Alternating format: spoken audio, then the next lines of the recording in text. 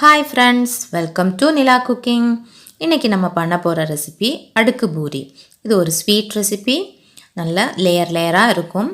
இதை எப்படி பண்ணணுன்ட்டு வாங்க வீடியோவில் பார்க்கலாம்.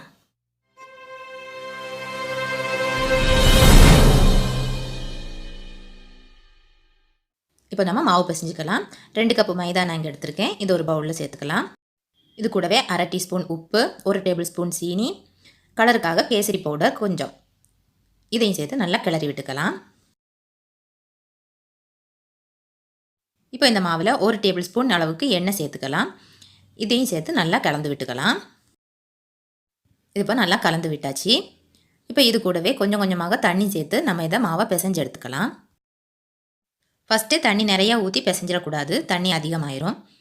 தேவைக்கு தண்ணி ஊற்றி பிசைஞ்சு எடுத்துக்கணும். நம்ம சப்பாத்திக்கு பிசைகிறத விட கொஞ்சம் கெட்டியான மாவாக பிசைஞ்சு எடுத்துக்கணும். இந்த மாதிரி பிசைஞ்சு எடுத்துக்கணும். பாத்திரத்தில் ஒட்டாமல் வரணும். நல்லா கெட்டியாக பிசைஞ்சாச்சு. இப்போ பாருங்கள், இந்த அளவுக்கு கெட்டியாக இருக்கணும்.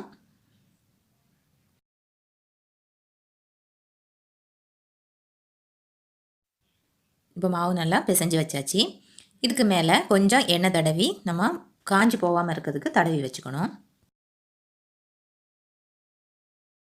இப்போ இது ஒரு மூடி போட்டு மூடி ஒரு 15 நிமிஷத்துக்கு நம்ம வச்சிடலாம்.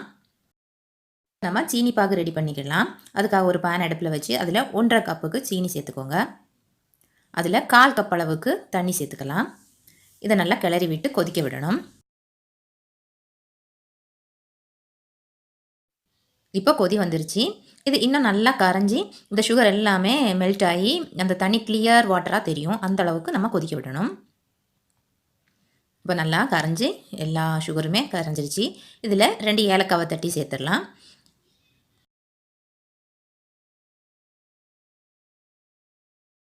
இப்போ நம்ம சுகர் சிரப்பு இங்கே கெட்டியாக ஆரம்பிச்சிருச்சு. இதை நம்ம அடுப்பை சிம்மில் வச்சு மாற்றி வச்சிடலாம். நம்ம பூரி எல்லாம் தேய்ச்சி ஃப்ரை பண்ணி எடுக்கிறதுக்குள்ளே இந்த சுகர் சிரப்பு கரெக்டான கன்சிஸ்டன்சி வந்துடும். அதனால் நம்ம மாற்றி வச்சிடலாம். இப்போ 15 நிமிஷம் ஆயிடுச்சு. நம்ம மாவை எடுத்து ப்ரிப்பேர் பண்ண ஆரம்பிச்சிடலாம். இப்போ மாவு நல்லா சாஃப்டாக இருக்குது. இது இன்னொரு தடவை நல்லா பிசைஞ்சு விட்டுக்கலாம். இப்போ நம்ம உள்ளே தடவுறதுக்காக ஒரு ஃபில்லிங் தயார் பண்ணணும். அதுக்காக 1.5 டேபிள் ஸ்பூன் மைதா எடுத்திருக்கேன். அது கூடவே 2 டேபிள் ஸ்பூன் அளவுக்கு நெய் சேர்த்துக்கணும். சேர்த்து இதை நல்லா கெட்டி இல்லாமல் கரைச்சி விட்டுக்கணும்.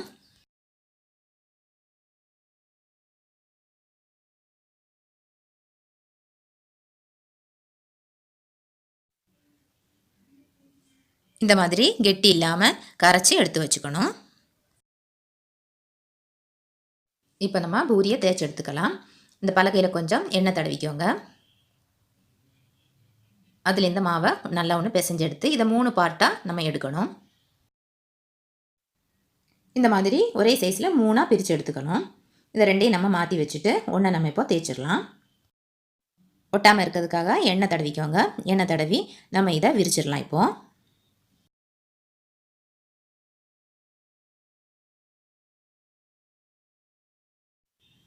உங்களுக்கு எவ்வளோ பெருசாக விரிக்க முடியுமோ அந்த அளவுக்கு பெருசாக இதை விரிச்சுக்கணும்.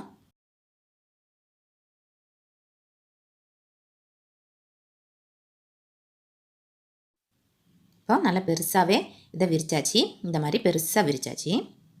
இப்போ இதில் நம்ம கலக்கி வச்சுருந்தா மைதா நெய் ஃபில்லிங்ஸை சேர்த்துடலாம். சேர்த்துட்டு எல்லா இடத்துலையும் படுத மாதிரி நம்ம இதை தேய்ச்சி விடணும். இது எல்லா இடத்துலையும் படுத மாதிரி தேய்ச்சி விட்டுக்கணும். நல்ல லேயர்ஸ் கிடைக்கிறதுக்காகத்தான் நம்ம இதை தேய்ச்சி விடுறோம்.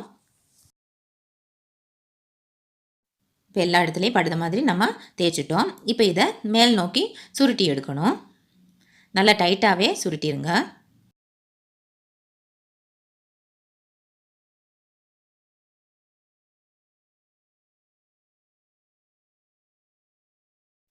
இந்த மாதிரி சுருட்டி எடுத்துட்டு இந்த இடத்துல ப்ரெஸ் பண்ணி விட்டுருங்க. இந்த 2 ஓரங்களையும் நம்ம லெவல் பண்ணி கட் பண்ணி தூர எடுத்துடலாம்.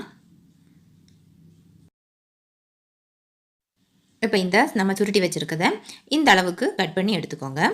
ரொம்ப சின்னதாக கட் பண்ண வேண்டாம். இந்த மாதிரி கட் பண்ணி எடுத்துக்கோங்க. இப்போ எல்லாத்தையும் கட் பண்ணியாச்சு. இங்கே பாருங்கள் எவ்வளோ லேயராக வந்திருக்குன்னு பாருங்கள்.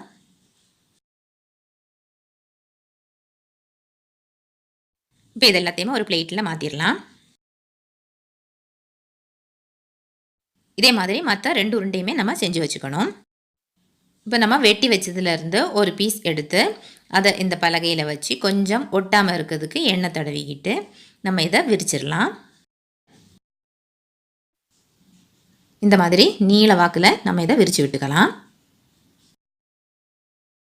இப்போ எல்லா பூரியுமே நான் இங்கே தேய்ச்சி எடுத்து வச்சுருக்கேன். இப்போ நம்ம இதை ஃப்ரை பண்ணி எடுத்துக்கலாம்.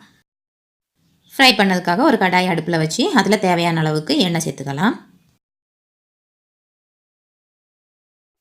எண்ணெய் சூடாயிருச்சு. நம்ம இப்போ தேய்ச்சி வச்சுருந்த பூரியை இதில் சேர்த்துடலாம்.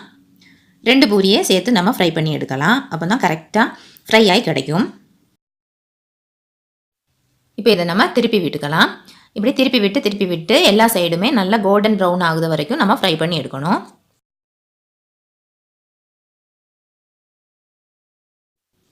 இப்போ இது நல்லா ஃப்ரை ஆயிருச்சு. கோல்டன் ப்ரௌன் கலர் வந்துருச்சு. இதை இப்போ நம்ம எண்ணெயிலேருந்து எடுத்து மாற்றிடலாம்.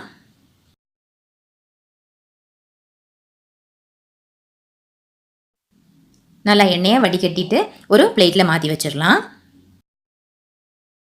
இந்த மாதிரி நம்ம தேய்ச்சி வச்சுருக்க மற்ற பூரி எல்லாத்தையுமே ஃப்ரை பண்ணி எடுத்து வச்சுக்கலாம்.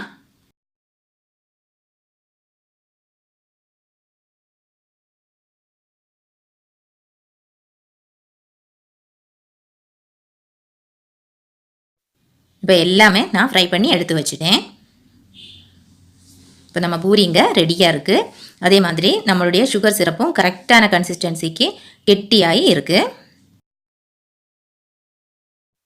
நம்ம ஃப்ரை பண்ணி வச்சுருக்க பூரியை இந்த சுகர் சிரப்பில் போட்டு ஒரு பெரட்டி எடுத்து ஒரு பிளேட்டில் மாற்றிடணும். எல்லா பூரியுமே இந்த மாதிரி நம்ம எடுத்து வச்சுக்கலாம்.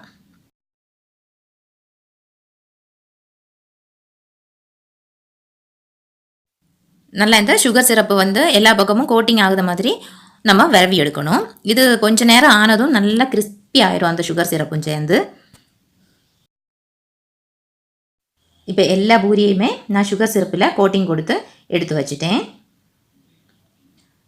மீதமாக இருக்க இந்த சுகர் சிரப்பை நம்ம இதுக்கு மேலேயே ஊற்றி விட்டுடலாம்.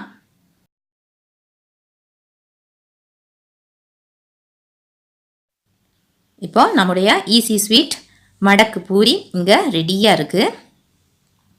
நல்ல சுகர் சிரப்பு எல்லா பக்கமும் கோட்டிங் ஆகிருக்கு. லேயராக ஃபார்ம் ஆகிருக்கு. ரொம்ப டேஸ்ட்டாக இருக்கும். இது எல்லாருமே வீட்டில் ட்ரை பண்ணி பாருங்கள். இந்த ரெசிபி பிடிச்சிருந்தா இந்த வீடியோக்கு லைக் பண்ணுங்கள், ஷேர் பண்ணுங்கள், கமெண்ட் பண்ணுங்கள். இந்த மாதிரியான வீடியோஸுக்காக இந்த சேனலை சப்ஸ்கிரைப் பண்ணுங்கள். மறக்காமல் பக்கத்தில் இருக்க பெல் சிம்பிளையும் கிளிக் பண்ணுங்கள். தேங்க்யூ ஃபார் வாட்சிங்.